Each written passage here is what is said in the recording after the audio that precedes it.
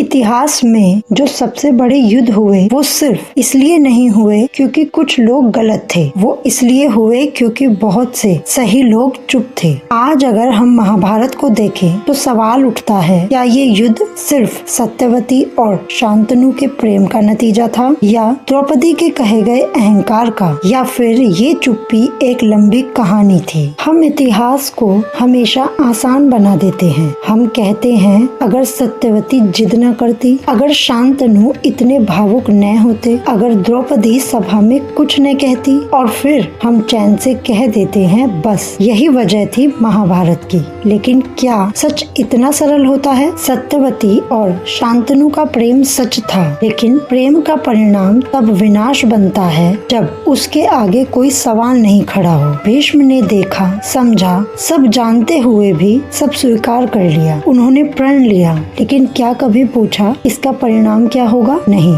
और यही पहली चुप्पी दर्ज होती है। फिर भीष्म के पास ज्ञान था, अनुभव था, सत्ता भी थी। फिर भी जब गलत उत्तराधिकारी चुने गए, जब अन्याय धीरे धीरे बढ़ा, भीष्म ने देखा पर बोले नहीं। शायद उन्होंने सोचा समय ठीक कर देगा, लेकिन इतिहास हमें बताता है समय कुछ भी ठीक नहीं करता अगर सही लोग चुप रह जाएं। फिर विदुर ने हर बार सच बोला, सभाओं में, बंद कमरों में चेतावनियां दी, लेकिन समस्या ये नहीं थी कि विदुर चुप थे। समस्या ये थी कि बाकी सब उनकी बात सुनकर भी चुप रहे, और चुप्पी जब सत्ता के साथ खड़ी हो जाए तो वो अपराध बन जाती है। ऐसे ही द्रौपदी पर आज भी आरोप लगता है, उसने ऐसा क्यों कहा, लेकिन कोई ये नहीं पूछता उस सभा में बैठे इतने राजा, इतने योद्धा, इतने गुरु सब चुप क्यों थे जब एक स्त्री अपमानित हो रही थी, जब शस्त्रों से नहीं सिर्फ आवाज से भी अन्याय रोका जा सकता था। लेकिन वहाँ